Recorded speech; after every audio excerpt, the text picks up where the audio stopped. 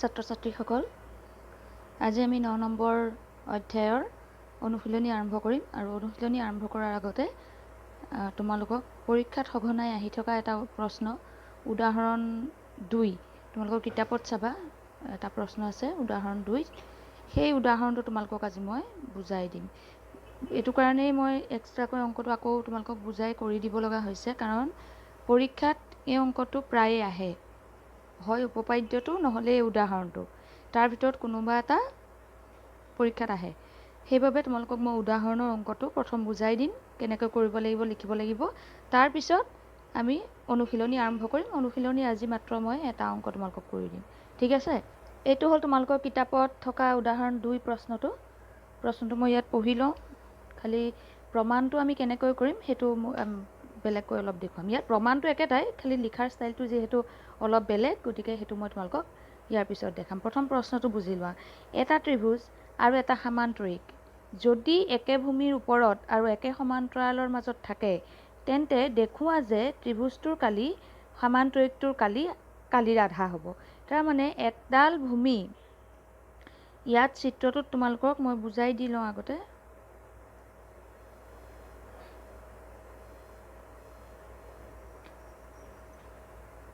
চিত্ৰত চাবা, এ বিডাল হ'ল এডাল ভূমি, এ বিডালৰ ওপৰত এটা ত্ৰিভুজ এ বি পি আৰু এটা সামান্তৰিক A B C D. Dot লাইনটো নাচাবা এতিয়া।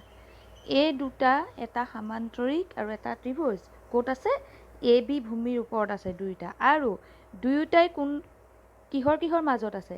পি চি আৰু এ বি সমান্তৰালৰ মাজত আছে নাই? পি চি আৰু এ বি বাহু দুডালৰ মাজত সোমাই আছে, আৰু দুইডাল বাহু সমান্তৰাল, হয়নে? এতিয়া প্ৰমাণ কৰিবলৈ কৈছে যে এই ত্ৰিভুজটোৰ কালি, এ বি পি ত্ৰিভুজৰ কালি এই এ বি চি ডি কালিৰ আধা বুলি প্ৰমাণ কৰিব লাগে, যে সামান্তৰিকটোৰ কালিৰ আধা ত্ৰিভুজৰ কালি হ'ব, সেইটো প্ৰমাণ কৰিব লাগে। তাৰ কাৰণে এক্সট্ৰাকৈ আকৌ অংকনৰ প্ৰয়োজন আছে। কিউ বি এডাল ৰেখাখণ্ড টনা হ'ল, কি নিয়মত টনা হ'ল? এ পিৰ সমান্তৰালকৈ টানি লৈছে। যে আমি এক্সট্ৰাকৈ প্ৰমাণ কৰিবৰ কাৰণে, যিহেতু আমি এই পাঠটোত এটাই উপপাদ্য পাইছোঁ এতিয়ালৈকে। উপপাদ্যটোত আছিলে একে ভূমি আৰু একে সমান্তৰালৰ মাজত থকা সামান্তৰিকবোৰ সমান, হয়নে? সামান্তৰিকবোৰ সমান বুলি পাইছিল নাই? সেইটো আমি ইতিমধ্যে প্ৰমাণ কৰিছোঁ। এতিয়া এই অংকটোত আমাক একে ভূমি আৰু একে সমান্তৰালৰ মাজত থকা এটা সামান্তৰিক এটা ত্ৰিভুজ দিছে, গতিকে আমি আৰু এটা সামান্তৰিক ইয়াত অংকন কৰি ল'ব লাগিব বা গঠন কৰি ল'ব লাগিব, তেতিয়াহে আমি উপপাদ্য ব্যৱহাৰ কৰি এই প্ৰমাণটো কৰিব পাৰিম। এইটো পৰীক্ষাত খুব আহি থাকে প্ৰশ্ন। এতিয়া অংকনত সেইকাৰণে কি কৰা হ'ল, বি কিউ এডাল ৰেখাখণ্ড এনেকুৱাকৈ টনা হ'ল যাতে এ পিৰ লগত সি সমান্তৰাল হয়। তাৰমানে এই দুডাল এ পিৰ লগত সমান্তৰালকৈ এডাল বি কিউ ৰেখা টনা হ'ল বা বাহু টনা হ'ল, এই দুডাল টনা হ'ল, দেখিছেনে? এতিয়া এই এ পিৰ সমান্তৰালকৈ বি কিউ টনাৰ লগে লগে এ বি কিউ পি এইটো এটা সামান্তৰিক হ'লনে নাই? আগৰ সামান্তৰিকটো কি আছিলে? এ বি চি ডি, আৰু দুয়োটা সামান্তৰিক একে সমান্তৰালৰ মাজত আছেনে? তেতিয়াহ'লে দুইটাৰ কালি সমান হ'ব নাই? দুইটাৰ কালি সমান হ'ব। প্ৰথম কথা, দুইটা সমান্তৰিকৰ নতুনকৈ গঠন হোৱা সামান্তৰিকটো আৰু আগতে থকা সামান্তৰিকটোৰ দুইটাৰে কালি সমান হ'ব, কাৰণ সিহঁতি একে ভূমি আৰু একে সমান্তৰালৰ মাজত আছে। ছেকেণ্ড পইণ্ট এটা ইয়াত কি আছে চোৱাচোন। পিছৰ যিটো সামান্তৰিক আমাৰ গঠন হৈছিল, অংকনৰ সহায়ত যিটো সামান্তৰিক গঠন হৈছিল, পি বিডাল তাৰ কৰ্ণ হয়নে নহয়? হয়, পি বিডাল তাৰ কৰ্ণ, আৰু পি বিডাল যদি কৰ্ণ হয়, সামান্তৰিকৰ কৰ্ণই সামান্তৰিক এটাক সমানে দুভাগ কৰে বুলি আমি ইয়াৰ আগৰ পাঠত চতুৰ্ভুজত প্ৰমাণ কৰি আহিছিলোঁ। সামান্তৰিকৰ ধৰ্ম যে সামান্তৰিক এটাৰ কৰ্ণই সামান্তৰিকটোক দুটা সৰ্বসম ত্ৰিভুজত ভাগ কৰে। তাৰ অৰ্থটো কি? যে এই ওপৰৰ ত্ৰিভুজটো পি কিউ বি এই ত্ৰিভুজটো আৰু তলৰ যিটো ত্ৰিভুজ এ বি পি এই ত্ৰিভুজ দুটা সৰ্বসম হ'ব নাই? দুইটা সৰ্বসম হ'ব, তাৰমানে দুইটাৰে কালি সমান হ'ব। দুইটাৰে কালি যদি সমান হয়, তেতিয়াহ'লে এটাৰ কালি গোটেই সামান্তৰিকটোৰ আধা হ'ব নাই? হ'ব।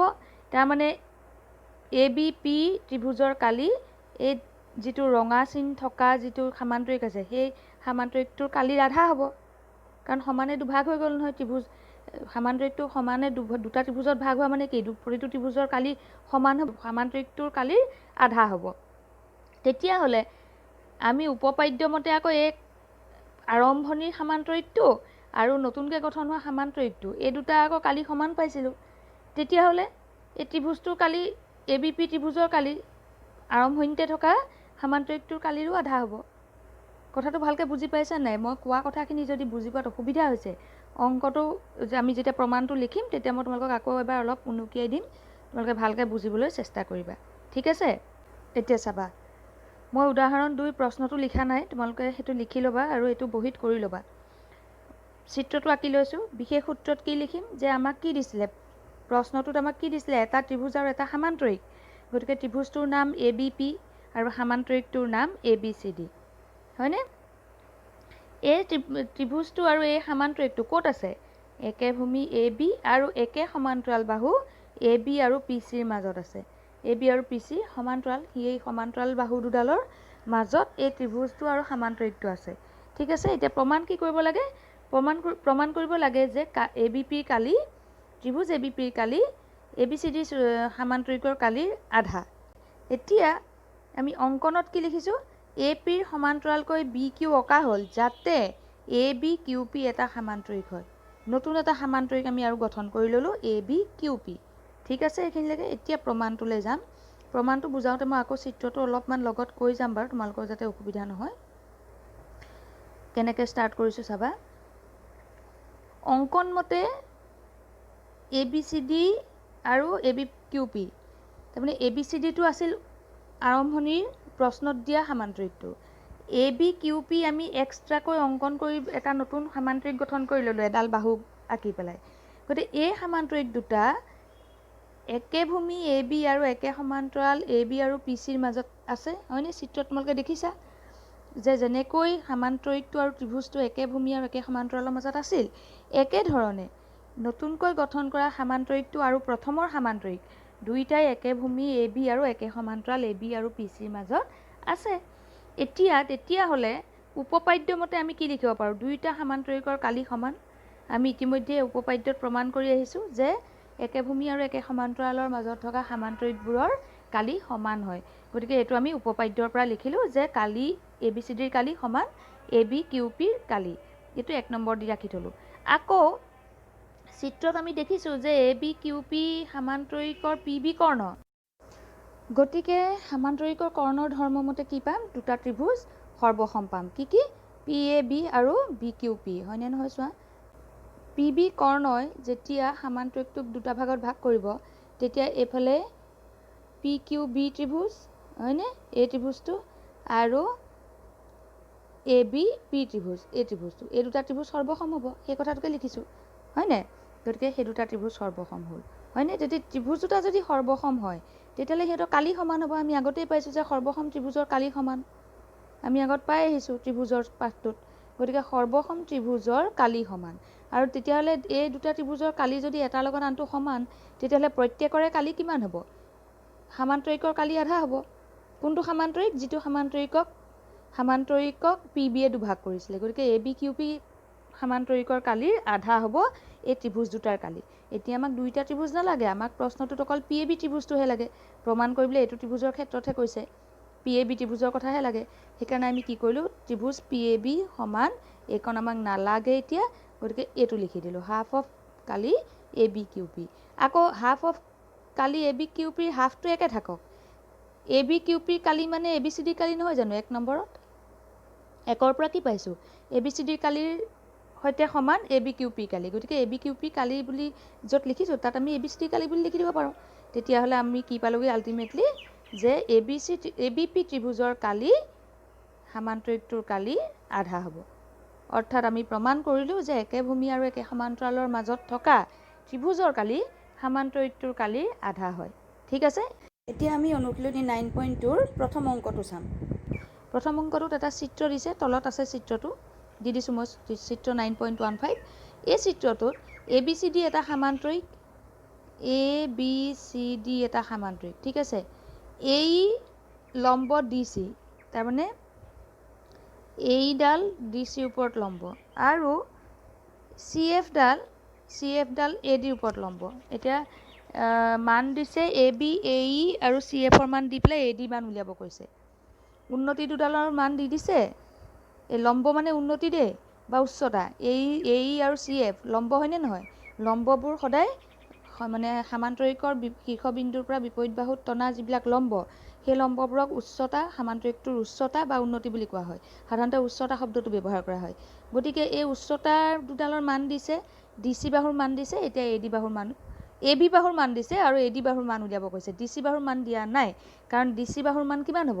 AB আৰু DC সমান নহয় জানো সামান্তৰিকৰ বিপৰীত বাহু। গতিকে AB মান যদি 16, DC মানো 16। এইখিনিলৈকে ঠিকে আছে। এতিয়া আমি AD মান কেনেকৈ উলিয়াম? এইটো কোনো প্ৰমাণৰ অংক নহয়, প্ৰমাণ কৰিব লগা, দেখুৱাবলগীয়া। গতিকে ইয়াত কোনো বিশেষ সূত্ৰ অংকন একো নাথাকে, ডাইৰেক্ট অংকটো আৰম্ভ হ'ব। গতিকে ইয়াত আমি কি কি দিয়া আছে সেইখিনি লিখি ল'লোঁ। AB মান, AE মান, CFৰ মান দিয়া আছে, AD মান উলিয়াব কৈছে। এতিয়া আমি আমাৰ ধাৰণাটো ক'ৰ পৰা আনিব লাগিব? এনেকুৱা অংক তোমালোকে ক্লাছ 7 মানত কৰিছিলা। কিছুমান চিত্ৰ আছিলে, সামান্তৰিকৰ কালি, ত্ৰিভুজৰ কালি এনেকৈ উলিয়াব লাগে। সামান্তৰিকৰ কালিৰ সূত্ৰটো আছিলে কি? ভূমিপূৰণ উচ্চতা বা উন্নতি। ভূমিপূৰণ উচ্চতা বা B × H বুলি কি উলিওৱা হয়? সামান্তৰিকৰ কালি উলিয়ায়। B মানে বেছ, ভূমি, H মানে হাইট বা উন্নতি বা উচ্চতা। গতিকে এতিয়া আমি কি কৰিম? সামান্তৰিকৰ কালিৰ সূত্ৰটো প্ৰথম লিখি লৈছোঁ, কাৰণ আমাক সামান্তৰিকৰ কালি লাগিব, তাৰ পৰাহে আমি AD ৰ মান উলিয়াব পাৰিম। কেনেকৈ? ভূমি আৰু উচ্চতা, এই কথাটো ভালকৈ মন কৰিবা দেই। যেতিয়া সামান্তৰিকৰ কালি উলিয়াব লগা হয়, সামান্তৰিকত 4ডাল বাহু আছে নাই? 4ডাল বাহুৰে আমি এটা সময়ত কোনোবা এডালক ভূমি বুলি ল'ব পাৰোঁ। আমি যদি DC ডালক যদি ভূমি বুলি লওঁ, DC যেতিয়া ভূমি হ'ব, এই সদায় উচ্চতা হ'ব। বুজি পাইছানে? তেনেকৈ AD বাহুডাল যদি ভূমি বুলি লওঁ, তেতিয়াহ'লে CF লম্ব অঁকা আছে, তেতিয়াহ'লে AD ভূমি হ'লে উচ্চতা হ'ব CF। এতিয়া যেতিয়া সামান্তৰিকটোৰ কালি উলিয়াবলৈ যাম, সামান্তৰিকটোৰ কালিটো আমি যি ফালৰ পৰাই যেনেকৈ নুলিয়াওঁ সমানেই হ'ব, এটাই সামান্তৰিক হয়নে নহয়? কালি আমি যেনেকৈ নুলিয়াওঁ, ভূমি যাকেই নলওঁ লাগে, কালি সমানেই নহ'ব জানো? আমি দুই ধৰণে উলিয়াব পাৰোঁ। DC পূৰণ AE কৰি উলিয়াব পাৰোঁ, AD পূৰণ CF কৰি উলিয়াব পাৰোঁ। এতিয়া কি লিখিছোঁ চোৱা, সামান্তৰিক ABCDৰ কালি কেনেকৈ উলিয়াব পাৰোঁ? আমি AD পূৰণ CF কৰি উলিয়াব পাৰোঁ। যেতিয়া AD যেতিয়া ভূমি হ'ব, তেতিয়া CF উচ্চতা হ'ব। নহ'লে আমি DC পূৰণ AE কৰি উলিয়াব পাৰোঁ, কাৰণ DC ভূমি হ'লে AE উন্নতি বা উচ্চতা। এতিয়া মান বহাই দিয়া। AD মান আমাক দিয়া নাই, CFৰ মান বহাই দিছোঁ, DC আৰু AE মান বহাইছোঁ। কেনেকৈ? কাৰণ DC আৰু AB যিহেতু সমান, সামান্তৰিকৰ বিপৰীত বাহু, গতিকে DC 16 বুলি আমি লিখিব পাৰোঁ। 16 ইয়াতে পূৰণ কৰিলে 128 হ'ব, আৰু এইফালৰ পৰা 10টো যদি সোঁফালে লৈ যাওঁ, AD লগত পূৰণ হৈ আছিল, সোঁফালে গ'লে সি 128ৰ লগত হৰণ হ'ব। গতিকে 128 হৰণ 10 মানে 12.8 মিটাৰ। তেতিয়াহ'লে AD মান আমি কিমান পালোঁ? 12.8 মিটাৰ। এনেকৈ উলিয়াব, চৰি মিটাৰ নহয়, চেণ্টিমিটাৰ দেই। এই অংকটো এই ধৰণে কৰিব লাগিব। ঠিক আছে? গতিকে আজি তোমালোকক মই এটা উদাহৰণৰ অংক বুজাই দিলোঁ, এটা অনুশীলনী আৰম্ভ কৰি দিলোঁ এটা অংকৰে। গতিকে ইমানতে ভিডিঅ'টো মই সামৰিছোঁ। ইয়াৰ পিছত আমি অনুশীলনীৰ বাকী অংকখিনি লৈ আগবাঢ়িম। ঠিক আছে? Thank U.